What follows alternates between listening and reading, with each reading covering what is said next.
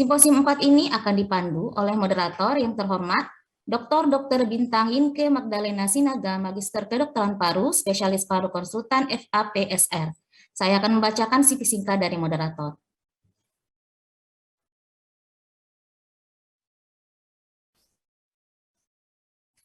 Dr. Bintang Inke Magdalena Sinaga, Magister Kedokteran Paru, Spesialis Paru Konsultan FAPSR, meraih gelar dokter, spesialis paru, Magister Kedokteran Paru, dan juga doktor dari Fakultas Kedokteran Universitas Sumatera Utara, dan konsultan infeksi paru dari Kolegium PDPI. Beliau merupakan dosen Fakultas Kedokteran USU, tim COVID-19 Rumah Sakit Adam Malik Medan dan Rumah Sakit USU Medan, tim ahli klinis TB MDR Rumah Sakit Haji Adam Malik Medan, Ketua DOTS Rumah Sakit Adam Malik Medan, dan Koordinator TB DOTS Rumah Sakit USU. Baiklah, kepada Dr. Bintang kami persilakan dengan segala hormat.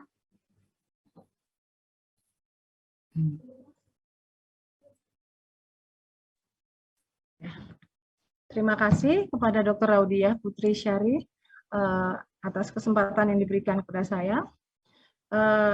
Selamat pagi, salam sehat buat kita semua.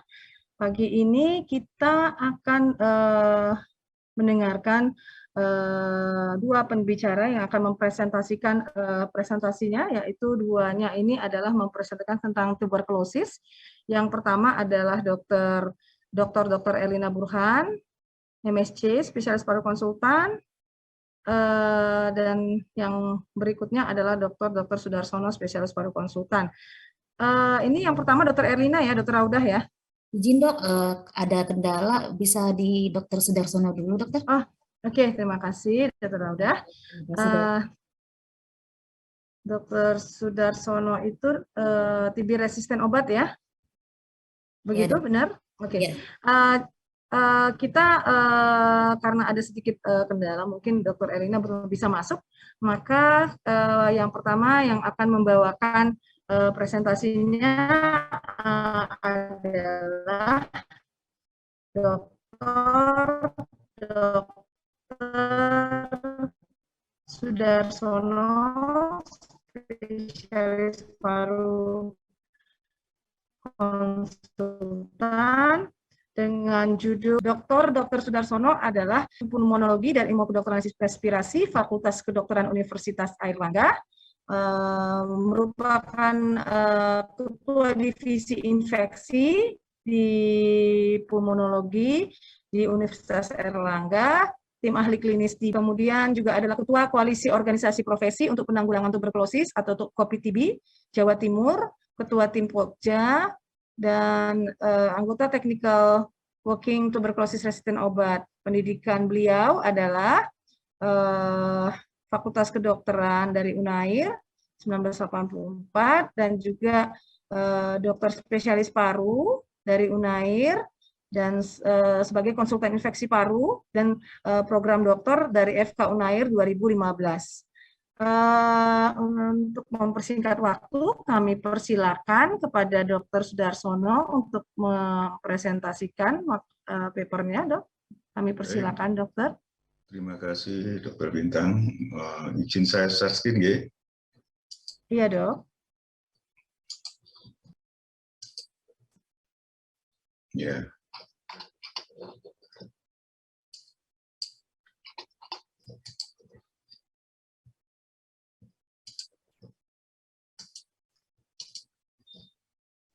Wah, sebentar ya.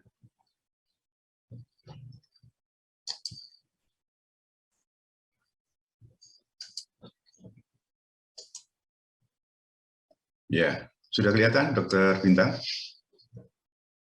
Halo?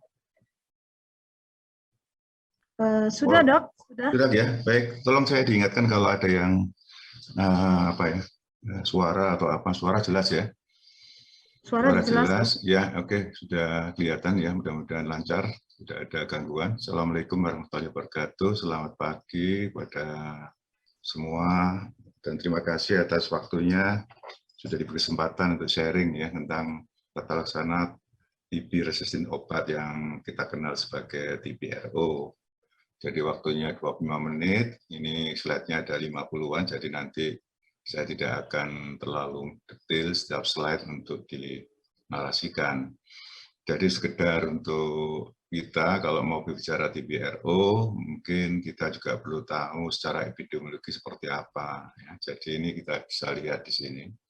Ya, kalau berdasarkan Global TB Report ya, WHO 2020 yang terakhir yang merefleksikan data 2019, kita lihat bahwa Indonesia itu mempunyai triple burden, baik TB secara all TB, kemudian resistensi obat, dan kemudian TB HIV.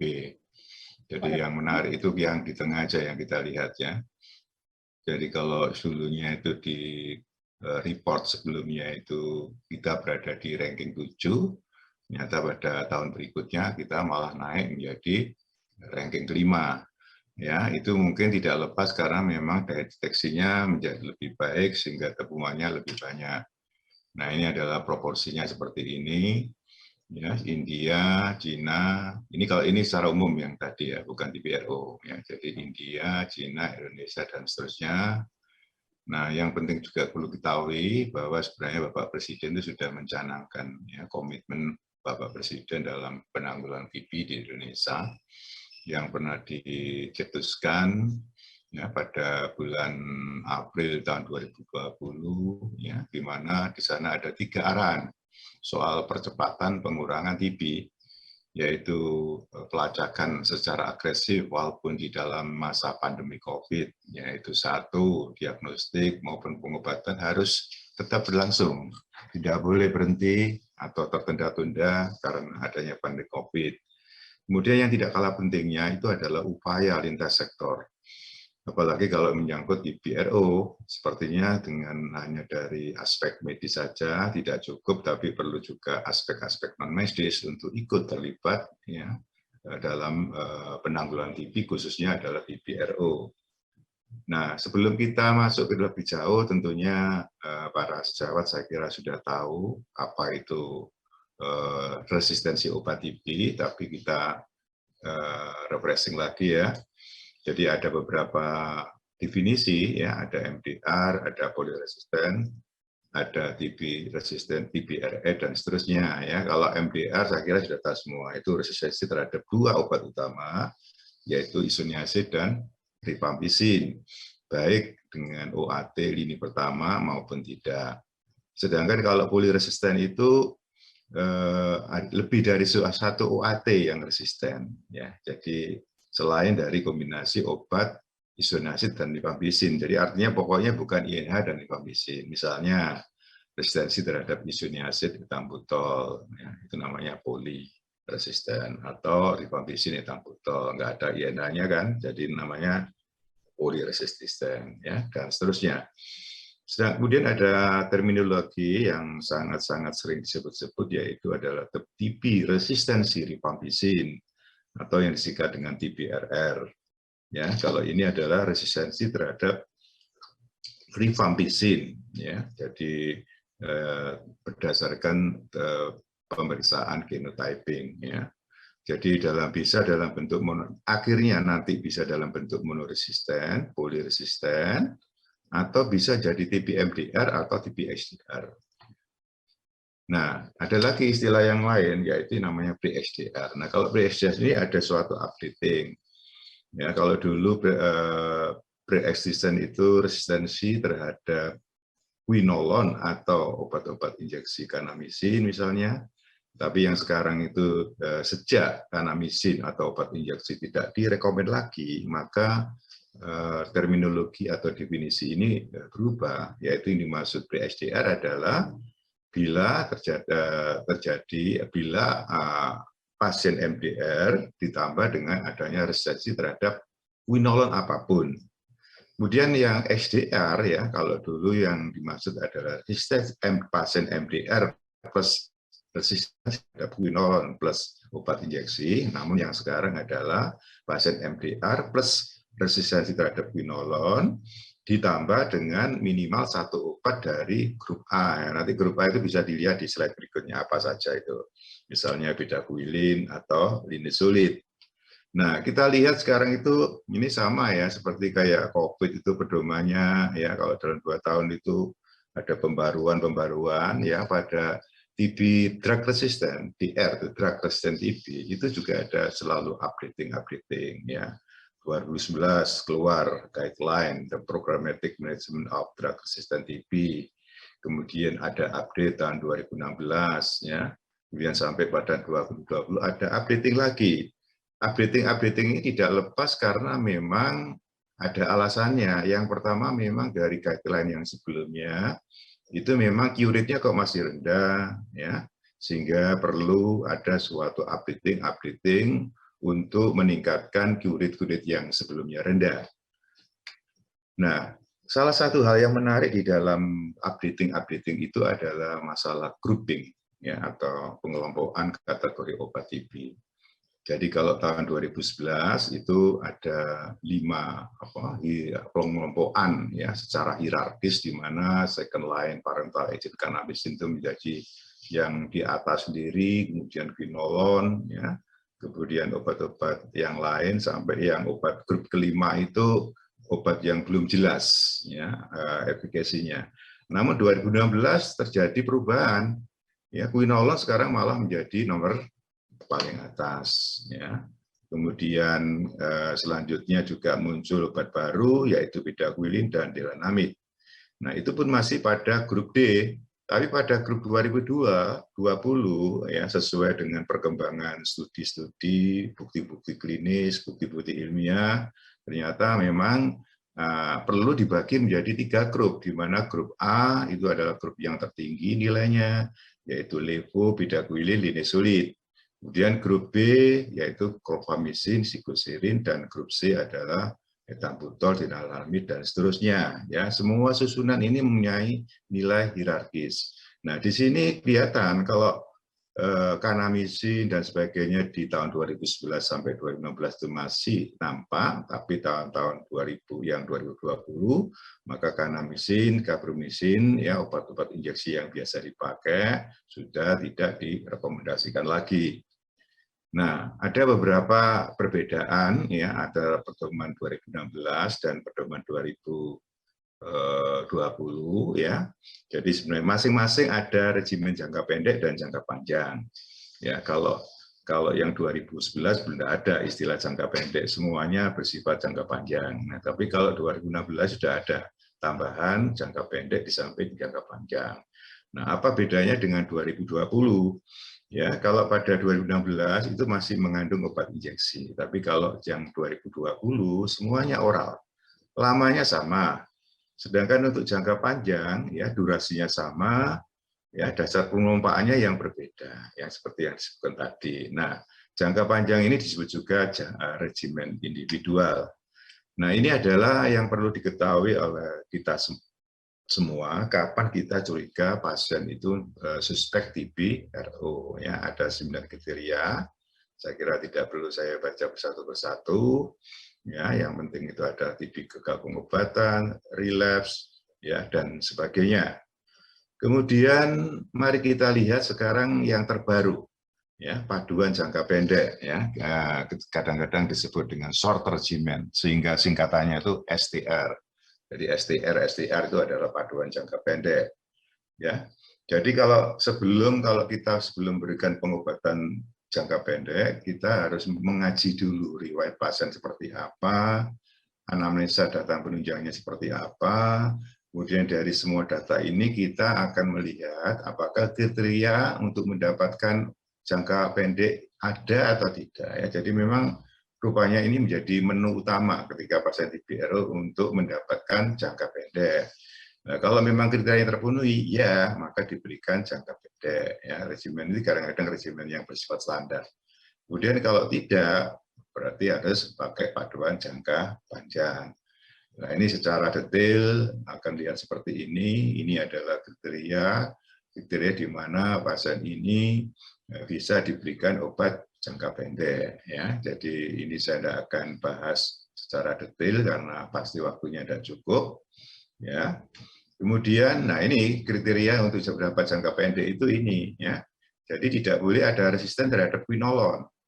Ya, tidak boleh bahwa pasien ini kontak dengan pasien TB pre-XDR atau XDR Tidak boleh pernah mendapat OAT lini kedua kayak quinolone sampai lebih dari 1 bulan. Ya. Kemudian tidak ada resistensi terhadap obat OAT yang terkandung di dalam jangka pendek. Ya. Tidak sedang hamil atau menyusui, bukan kasus berat, bukan kasus ekstra paru berat, ya, bukan pasien TBRO dengan HIV dan asa di atas 6 tahun. Nah, ini adalah susunan komposisi dari regimen jangka pendek. Ya. Jadi ada tahap awal, ya, selama 4 sampai 5 bulan itu ada tahap awal, yaitu ada 7 macam obat, yaitu 4 sampai 6 bulan. Bedaquiline, levofloxacin, clofazimine, isoniazid dosis tinggi, pirazinamid, etambutol, etoniamid. Kemudian 5 bulan berikutnya itu adalah levofloxacin, clofazimine, pirazinamid, dan etambutol. Ya, di sini nanti ada beberapa hal yang menarik bahwa bila misalnya ada suatu temuan, ada suatu resistensi terhadap obat-obat kin-kin tertentu, ya, itu tidak akan diberikan obat ini, ya, paduan jangka pendek ini. Ya, contohnya di sini, jadi prinsip pemberian paduan pengobatan jangka pendek tanpa injeksi yang terakhir ini yang kita gunakan sekarang ini merupakan paduan standar. Artinya ya komposisinya ya harus seperti itu, nggak boleh dirubah-rubah, ya. Tapi memang ada beberapa hal yang bisa dipahami, diberikan, misalnya itu dapat diganti proteinamid, levo bisa diganti moxifloxacin, ya, kemudian dan seterusnya. Nah, ini yang tadi saya katakan tadi, bila ada temuan dari LPA menunjukkan adanya mutasi gen pada INHH dan KG bersamaan, berarti ini sudah tidak bisa kalau diberikan isoniazid dosis tinggi. Jadi artinya jangka pendek ini tidak bisa diberikan, berarti mau nggak mau pasien beralih ke jangkauan jangka panjang. Nah, ini adalah teknis di dalam lamanya itu obatnya itu apa saja, ya, bisa kita lihat di sini, ya, bedaquiline dan seterusnya. Saya skip saja. Kemudian yang penting di sini ada catatan ini yang menarik, ya. Jadi bedaquiline itu diberikan dengan durasi tetap selama 6 bulan, walaupun ternyata pada akhirnya pasien itu tidak sampai 6 bulan, tapi cukup 4 bulan karena sudah ada konversi. Tapi bedaquiline tetap diberikan sampai 6 bulan. Nah, ini algoritmanya seperti ini. Jadi pengobatan jangka pendek ini nanti kalau ternyata ada konversi PTA kurang 4 bulan, maka durasi tetap awal bulan, sehingga kalau kemudian ditambah dengan tahap lanjutan 5 bulan, jadi total 9 bulan, ya, jadi 9 sampai 11. Tapi kalau belum konversi pada bulan keempat, maka diteruskan sampai bulan 5-6. Ya. Bila tak terjadi bulan ke-6, pasien dinyatakan gagal. Tapi bila terjadi konversi, dilanjutkan pengobatannya, ya. Tapi kalau sudah gagal pengobatan, maka perlu diberikan jangka panjang.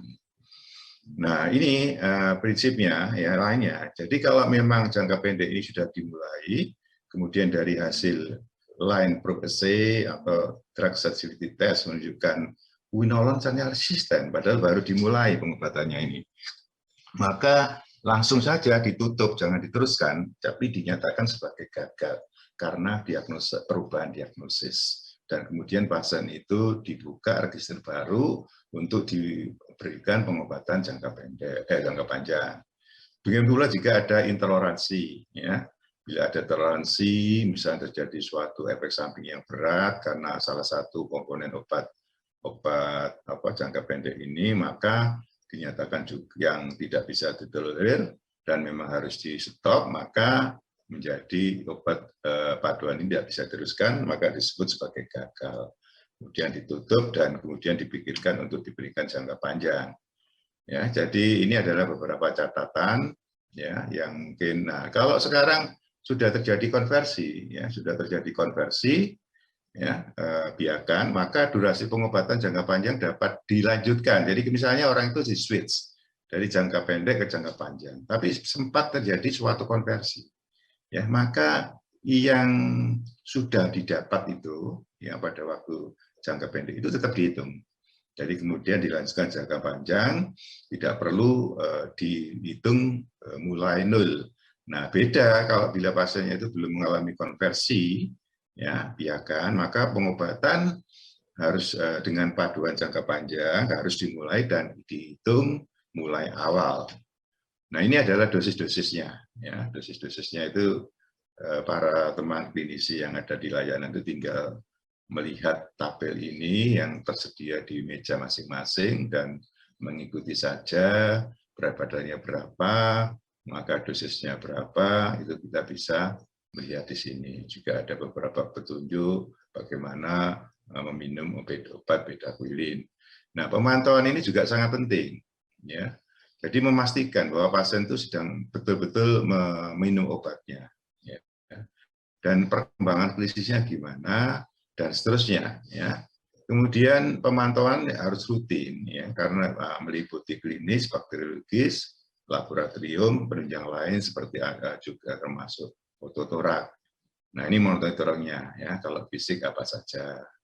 ESO itu juga sangat penting, ya, karena ESO itu memberikan kontribusi yang cukup besar yang membuat pasien itu drop-nya tinggi. Dan dropout yang tinggi itu memberikan kontribusi yang besar mengapa angka kesembuhannya atau cure rate-nya rendah. Kemudian selain itu harus melakukan konseling kalau perlu tiap hari, ya. Kemudian melakukan konsultasi hasil pengobatan dan seterusnya. Nah ini ya, jadi untuk BTA biarkan sputum harus dilakukan tiap bulan. Ya, rutin karena ini akan menentukan waktu konversi dan durasi pengobatan di PRO. Pemeriksaan penunjang itu harus lengkap, mulai pemeriksaan darah perifer lengkap, ya, kimia darah, ya, kemudian bahkan PSH, ya, ECG tiap bulan, ya, karena berkaitan dengan pemberian bedaquiline moxi yang memberikan efek perpanjangan QT.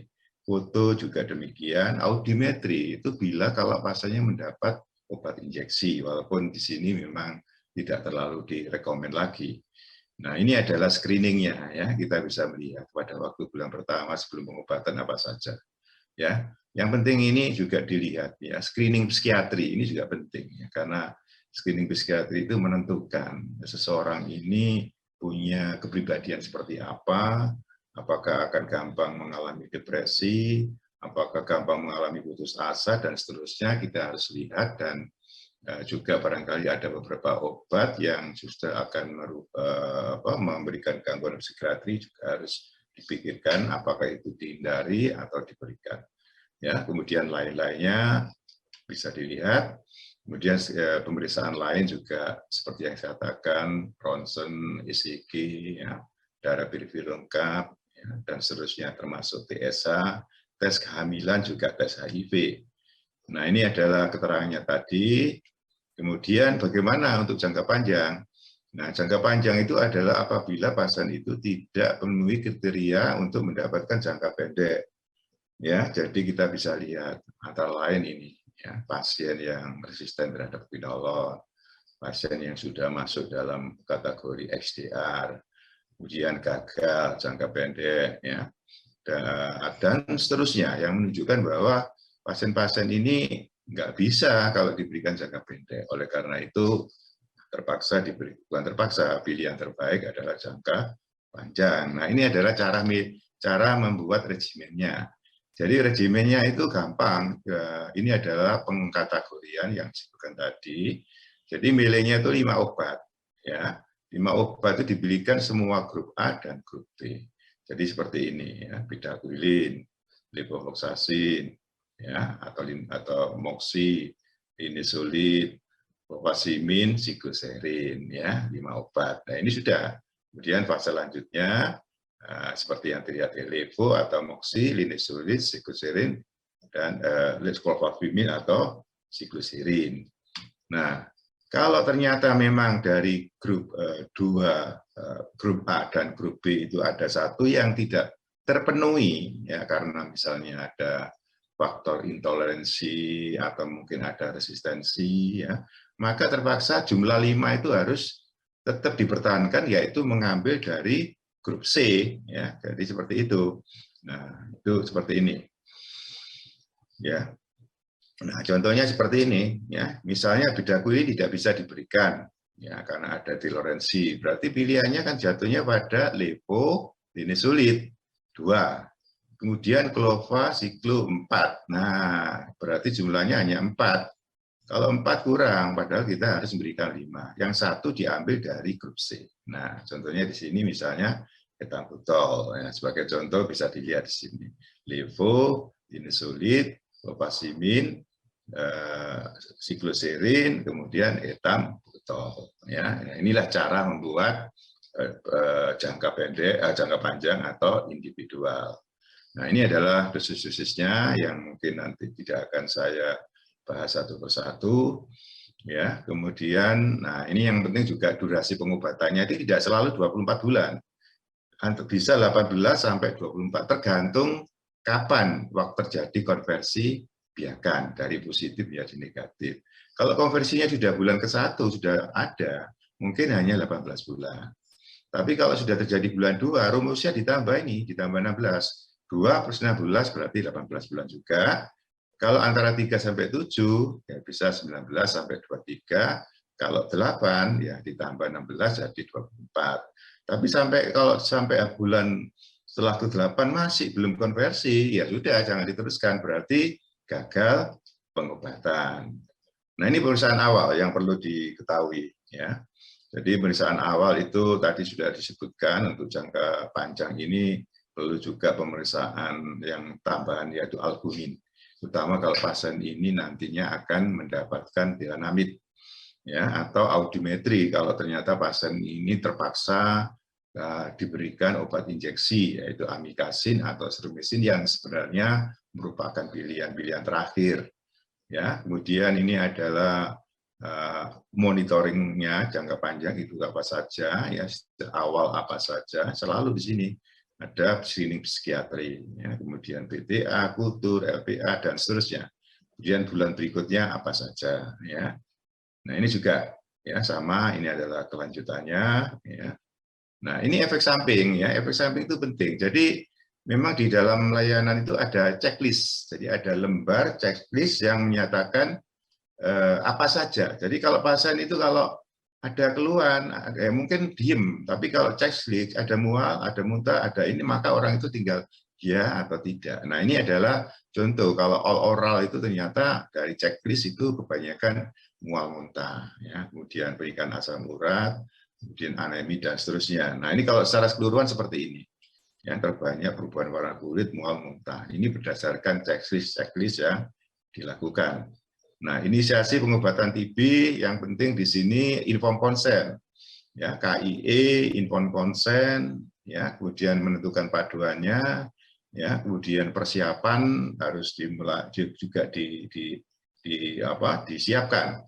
Kemudian pasien tidak perlu opname, ya, kalau dulu opname tahun 2009, karena kita belum punya pengalaman. Nah, kita ini 2002 sudah pinter-pinter para dokternya, sudah pengalamannya banyak, ya, maka cukup langsung aja ambulatoar, ya.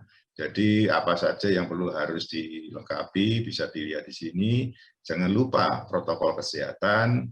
Kemudian data ini harus lengkap karena data yang dicatat di dalam rekam medik, ya, apakah itu formulir pencatatan manual atau STP, ini akan bisa menggambarkan kondisi dari waktu ke waktu sehingga intervensi itu lebih tepat. Kalau ini terisi tidak baik, maka kemungkinan tata laksana menjadi kurang baik karena ada informasi-informasi yang harusnya ada tidak tersedia. Nah, kalau perlu juga dilakukan kunjungan rumah. Nah, ini adalah hasil akhir pengobatan di BRO secara umum. Ada yang namanya sembuh, ada yang namanya hanya lengkap, putus berobat, meninggal, gagal, atau tidak dievaluasi. Nah, masing-masing sudah dibuatkan, ya, definisinya. Kapan disebut sembuh, ya, ini sudah ada di sini. Pemeriksaan biakan 3 kali berturut-turut dengan jarak minimal, ya. Pemeriksaan PTA pada hasil pengobatan negatif, ya, itu kalau pendek. Jadi pendek seperti apa, panjang seperti apa, bisa dibaca di sini. Nah, kalau tidak ada data menyangkut pemeriksaan evaluasi hasil mikrobiologi, maka hanya dikatakan pengobatan lengkap, klinis membaik, tapi data-data secara mikrobiologis, baik menyangkut BPA atau kultur, tidak tersedia. Nah, ini kalau putus berobat, ya, tidak menelan obat atau berhenti selama 2 bulan berturut-turut, itu jangka pendek. Ya. Jangka panjang juga sama. Kemudian kapan disebut gagal, saya kira tadi sudah disebutkan, dan ini disebut-sebut lagi. Ya. Kemudian meninggal itu kalau oleh sebab apapun, ya, baik itu yang terima jangka pendek atau jangka panjang. Sedangkan yang tidak terevaluasi itu misalnya pasien pindah berobat, tapi hasil akhir pengobatan tidak diketahui, tidak terlaporkan, ya, pasien tidak ada hasil pengobatan sampai periode pelaporan, ya, jadi sama, ya, baik jangka pendek maupun jangka panjang.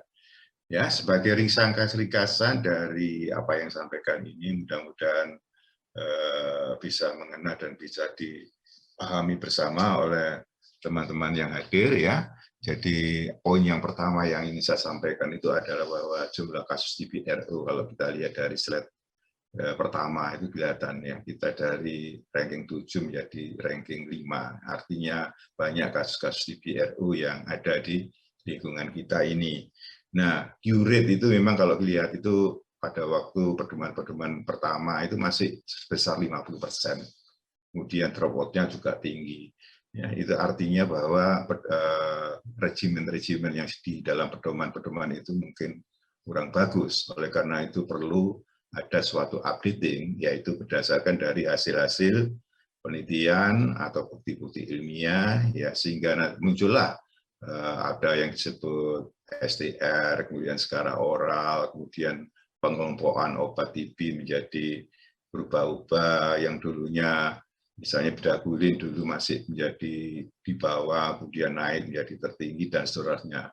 Maka kemudian muncul pedoman DPRO 2011, 2016, 2020.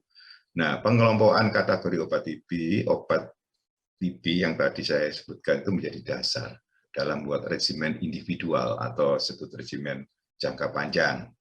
Nah, jangka pendek tetap sebenarnya menjadi menu pertama ketika seorang datang dengan DPRO, karena memang jangkanya pendek, sehingga harapannya kepatuhannya akan lebih bagus, kesembuhan juga dicapai lebih bagus.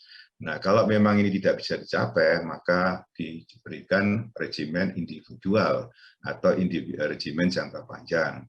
Nah, cara membuat regimennya tadi sudah sampaikan, didasarkan atas kondisi pasien.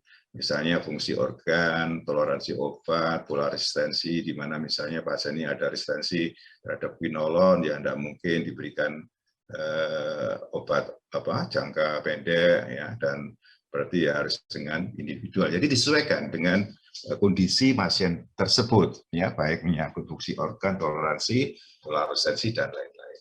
Saya kira dari saya itu yang bisa saya sampaikan. Terima kasih. Saya kembalikan pada Dr. Bintang.